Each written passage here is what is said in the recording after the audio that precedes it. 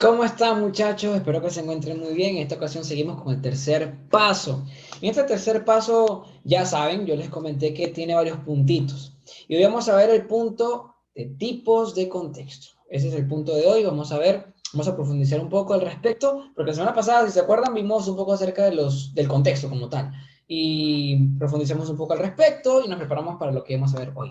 Los tipos de contexto. Ahora, sin más preámbulos, si tú no te has puesto al día, si no sabes de qué estoy hablando, pues yo te invito a que le eches un ojo a esos videos para que no pierdas la línea. Y si escuchas otros ruidos fuera, realmente por aquí hay de todo. Están construyendo por todos lados, hay gente por todos lados, así que nada, no puedo evitar. Ahora, sin más, vamos a orar. Padre, te damos muchas gracias, Señor, por esta nueva oportunidad, por este tiempo, por este momento que nos regalas. Es un honor para nosotros poder abrir tu palabra y escuchar tu voz allí, Señor. Poder saber que podemos contar contigo cada día, Señor, porque tú, Señor, eres el mismo ayer, hoy y siempre, y tu palabra sirve hasta hoy también, Señor. Y siempre va a permanecer tu palabra. Lo dice tu misma palabra, lo dice que todo va a pasar, en pocas palabras, y tu palabra va a permanecer para siempre.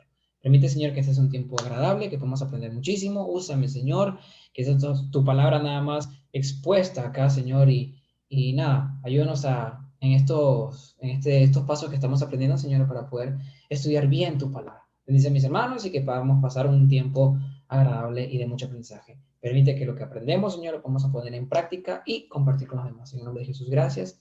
Amén. Ok, comenzamos. El primer contexto es la escritura en su totalidad. La Biblia es el único universo y hábitat de cualquier pasaje. Establece la perspectiva general, gobierna las premisas fundamentales y pone los límites del significado para el intérprete. O sea, si yo veo un pasaje y me llama la atención y yo lo entendí de tal forma, tengo que estar seguro de que esta interpretación es la correcta. Y una de las formas de saber si esta interpretación es la correcta es si toda la Biblia en general habla de eso. Por ejemplo, la salvación se pierde. Ahora, este pasaje que dice, el que persevera hasta el fin, este será salvo, yo puedo interpretar de que la salvación depende de mí, que en pocas palabras, yo tengo que perseverar para ser salvo, ¿cierto? Pero ¿qué es lo que dice el resto de la Biblia? En Efesios capítulo 1, versículo 11, en Romanos capítulo 8, versículo 28, en el mismo Juan capítulo 14, capítulo 16, en mismos Corintios, el mismo Tito, habla de que la salvación ha sido un regalo, ha sido un don de Dios y que Él ha escogido a quienes han de ser salvos. Él ya sabe quiénes son y Él más bien Él los conoce. Y también el famoso pasaje de Efesios 2, no, Efesios 2 del 8 al 10, que habla de que este es un don de Dios. Entonces, hay que tener cuidado, porque si yo interpreto este pasaje de esta forma, la Biblia en general tiene que hablarme de eso. Incluso en las profecías habla de que la salvación viene de Jehová, no de mí. Si al ojo de la Biblia me está diciendo que la salvación es de parte de Dios, es un regalo de Dios, o sea, no depende de mí, entonces, ¿cómo puedo interpretar yo este pasaje? Tengo que ver lo que sigue acá en los contextos, ya tú te vas a dar cuenta de cómo podemos irlo viendo. Sin embargo, en pocas palabras se puede concluir de que yo soy salvo y lo demuestro si persevero. O sea, yo persevero porque soy salvo, no persevero para ser salvo, ¿ok? Podemos tocar otros pasajes, pero no quiero alargarme mucho en este tema. De todas maneras, si tienen alguna pregunta, nos pueden escribir y dejar ahí tu comentario. Segundo contexto, es el testamento donde se encuentra el pasaje. Por supuesto, tenemos básicamente dos testamentos. El Antiguo Testamento tiene las profecías, libros de historia y toda esa cuestión, hasta los 400 antes de Cristo. Después tenemos el Nuevo Testamento, que cubre la fecha desde el nacimiento de Cristo hasta el año 96 después de Cristo, sería el primer siglo más o menos. La fecha o la distancia temporal o la distancia en años que hay desde el primer libro del Nuevo Testamento hasta el último, ¿no? Cada testamento tiene sus propias características. Por ejemplo, el Antiguo Testamento tiene un lenguaje totalmente hebreo, exceptuando Daniel, un poco de Jeremías y Esdras. El Nuevo Testamento El lenguaje total está en griego, y en griego koine, que ya hemos hablado al respecto. El Antiguo Testamento es muy simbólico, ¿okay? Como para interpretarse. Más bien el Nuevo Testamento tiene muy poco simbolismo. Eso en algunos aspectos, ¿ok? El Antiguo Testamento es muy profético, mientras que en el Nuevo Testamento es muy apostólico, ¿ok? En el Antiguo Testamento está la promesa, se dice la promesa, y en el Nuevo Testamento es el cumplimiento de la promesa. Una de ellas, Jesucristo, la más grande de todas. Y en el Antiguo Testamento está la profecía de Cristo, de la venida de Cristo, y en el Nuevo Testamento señala el sacrificio de Cristo, todo eso, ¿no? Cómo fue la vida del Cristo y cómo va a ser la segunda venida de Cristo. Ese sería el segundo contexto. Claro, por supuesto, es que si yo estoy en un pasaje, tengo que entender que hay un contexto también con referente a lo que estaba pasando en ese momento, en la fecha de ese momento, todo lo que está pasando alrededor de ese libro. ¿Ok? Hay que entender el lenguaje, las figuras literarias que se suelen usar en este idioma, que es el griego, etc. Tercer contexto es el libro en particular. En este caso tocamos un pasaje tanto que lo dice Santiago como también lo dice los evangelios. El Espíritu Santo empleó profetas y apóstoles con sus personales idiosincrasias, sus trasfondos culturales y sociales. Da a cada libro un sello definido y diferente. Por supuesto que como el Señor usa personas, estas personas tienen sus propias características, tienen su propia forma de ser, son diferentes entre sí y tienen un enfoque distinto. ¿Te das cuenta?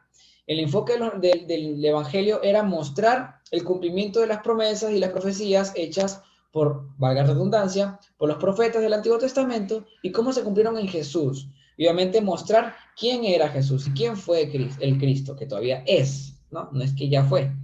Y obviamente tiene un enfoque distinto, ¿no? ¿Por qué estoy diciendo esto? ¿Por qué estoy escribiendo? ¿Cuál fue el motivo de esta carta? ¿Cuál fue el motivo que me llevó a tomar la decisión de escribir lo que escribí? Esto es muy importante también para poder entender el significado, las palabras, en los pasajes, por qué está hablando eso. Por ejemplo, en Gálatas 1, del 6 al 7, cuando Pablo menciona, estoy asombrado, maravillado, de qué tan rápido, qué tan pronto se han alejado del Evangelio. Dice, no es que haya otro Evangelio. Y ahí tienes que leer ese pasaje porque es muy importantísimo, me encanta, es uno de mis pasajes favoritos para poder contrarrestar a la falsa doctrina que hay hoy en día. Por ejemplo, la palabra en griego es saumazo, que significa extrañarse, asombrarse, y tarazo significa agitar, alborotar, oprimir. Esas son dos palabras importantes, obviamente que estamos dando un pequeño ejemplo de lo que dice Gálatas. Y dice así, estoy maravillado de qué tan pronto se han alejado del que los llamó por la gracia de Cristo para seguir un evangelio diferente. No que haya otro, sino que hay algunos que les perturban y quieren pervertir el evangelio de Cristo. Y estas dos palabras, por ejemplo, que estamos viendo, uno maravillado, que la palabra en griego, perdón, es extrañarse, asombrarse, y la otra palabra es perturbar, que realmente habla de agitar, alborotar, oprimir. Esto es fuerte porque si entendemos este pasaje desde esta forma del idioma, vamos a entender realmente el mensaje, vamos a entender realmente la profundidad de lo que está hablando el apóstol, en este caso Pablo.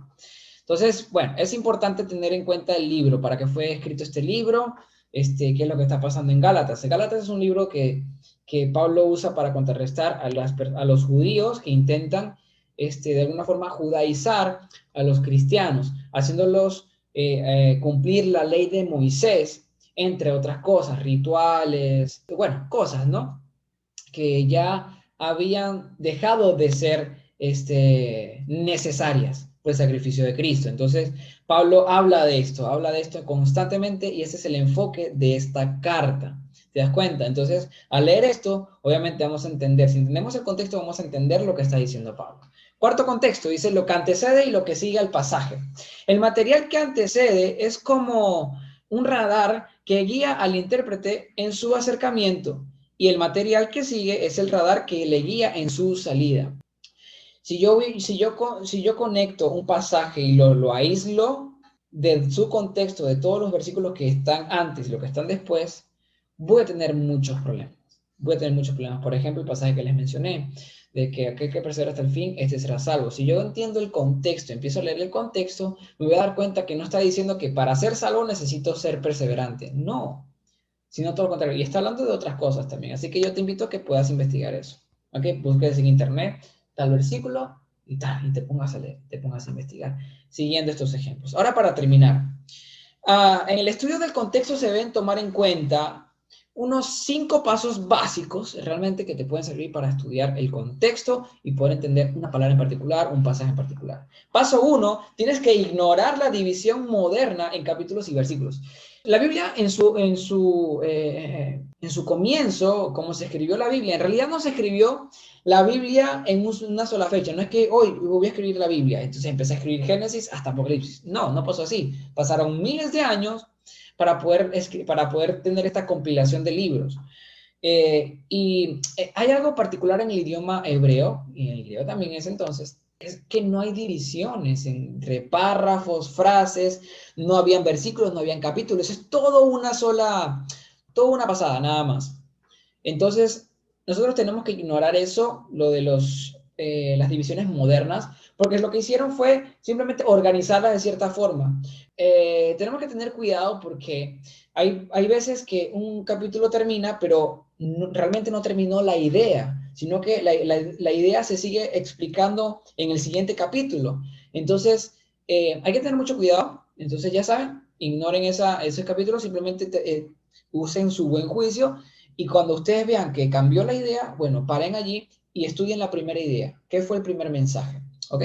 Paso 2, el contexto puede presentar paralelismo armónico o antitético. O sea, pueden tener expresiones similares u opuestas. Yo puedo decir, me encanta el jugo de parchita, como le diríamos en Venezuela. Aquí le dicen, ya ni me acuerdo. Pero vamos a ponerlo en Venezuela. A mí me encanta el jugo de parchita, pero no me gusta el jugo de lechosa. ¿Ok? Como le dicen acá papaya, creo que le dicen acá papaya. Y estoy diciendo algo positivo, pero estoy haciendo como un comentario opuesto al que dije al principio, ¿no? Entonces hay que también tener en cuenta cuando la Biblia hace ese juego, porque eso me va a ayudar a enriquecer el mensaje, me va a ayudar bueno, enriquecer el mensaje no, me va a ayudar muchísimo a poder entender el mensaje de una manera práctica y fácil de entender. Paso número 3. Una afirmación se debe tomar en el sentido limitado cuando el texto así lo indica. Por ejemplo, hay un pasaje, varios pasajes en realidad, que podemos tomar aquí. Por ejemplo, yo voy a tomar este pasaje hay un pasaje también, no recuerdo en qué libro, en qué capítulo está, que habla del pecado generacional, entre comillas, porque eso es lo que se dice ahora. Pero normalmente esto es cuando un hijo de repente, esto es narrando, creo que pasó con Jesús, que le presentan a un hijo endemoniado y le preguntan, ¿quién pecó? Le preguntan a Jesús, los líderes religiosos de Israel, de Jerusalén. ¿Quién pecó? ¿Él o sus padres? Y Jesús dice, ya va, en pocas palabras, ¿por qué él tiene que pagar los pecados de sus padres? No tiene sentido. Cada quien va a pagar por su propio pecado. Cada quien sufre la consecuencia de su propio pecado. No es que los hijos van a sufrir mis consecuencias. Mis hijos no van a sufrir mis consecuencias.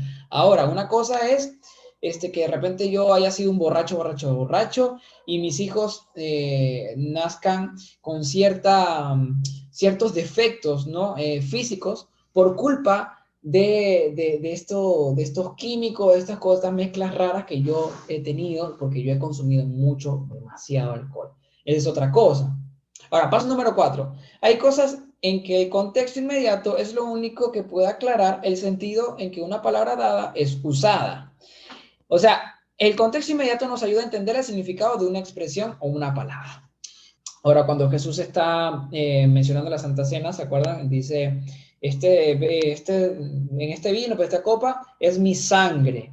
Ahora, yo te podría preguntar, ¿literalmente era la sangre de Cristo? No, es simbólico. Entonces, por eso es que el contexto inmediato es lo que mayormente nos va a ayudar a interpretar una frase, una expresión, alguna palabra. ¿Te das cuenta? Y paso número 5, se debe tomar en cuenta los excursos en algunos pasajes, sobre todo en las cartas de Pablo. ¿Pero qué son excursos? Que me puedes preguntar. Bueno, excurso es cuando de repente estás hablando de una idea y de la nada se olvidó esta idea y empezó a hablar de otra idea. Normalmente Pablo usa eso, pero también otros. pero Pablo es uno de los que más usa estos excursos. Entonces, yo tengo que tomar en cuenta también eso. No siempre un pasaje va a estar conectado con la siguiente idea, sino de repente con algo que está antes, de repente con la idea general del libro. Entonces, ahí es donde entra el conocimiento de los contextos. ¿Cómo puedo yo identificar esto y lo otro? ¿Cómo yo puedo entender este pasaje? ¿Qué necesito? ¿Qué herramientas tengo? La escritura en su totalidad, el testamento en donde se encuentra el pasaje, el libro en particular y lo que antecede y lo que sigue al pasaje. Es el contexto inmediato también lo que nos va a ayudar un montón. Por poner un final ejemplo, con referente a la fe, Hebreos 11, capítulo 11, versículo 1 dice, la fe es la certeza de lo que se espera y la convicción de lo que no se ve. Pero luego vemos por ejemplo, en Hechos 17:31, cuando menciona, por cuanto ha establecido un día en el cual juzgará al mundo con justicia por aquel varón a quien designó, dando fe a todos con haberle levantado de los muertos. Según este contexto, no está hablando de esa misma fe que menciona Hebreos capítulo 11, versículo 1, sino que está hablando de testimonio. Y así hay un montón de pasajes como Gálatas 1, del 23 al 24, Romanos 14, 23, Hechos 6, del 5 al 6, etcétera, que tienen diferentes usos de la misma palabra fe. Entonces, yo puedo decir, no, sí, yo tengo fe en él. Cuando tú dices eso, ¿qué significa? ¿Tienes certeza de lo que se espera, la comisión de lo que no se ve? No, tienes confianza en esa persona. Por eso es que se puede usar de diferente forma una palabra. Entonces, tenemos que tener cuidado cuando vayamos a interpretar una palabra o un pasaje, porque la expresión puede tener diferentes significados según el contexto donde se use la palabra. Nada más, vamos a orar y espero que te haya servido mucho esto. Y ya sabes que tienes que meditar mucho en la palabra del Señor. Te estoy dando herramientas que te van a ayudar muchísimo a entender estos pasajes difíciles. Así que nada, vamos a orar. Padre, te damos muchas gracias, Señor, por este tiempo que nos regalas. Permite que esta palabra que hayamos compartido, Señor, estos recursos que estamos dando, Señor, sea de mucho provecho y de mucha bendición. Usa a mis hermanos, Señor, bendícelos en todo lo que vayan a hacer. Y agradecemos por este tiempo. En nombre de Jesús, gracias. Amén. Ahí abajo les dejo todo para que nos escriban, nuestras redes sociales para que nos sigan. Y nada, nos vemos prontamente. ¡Chao!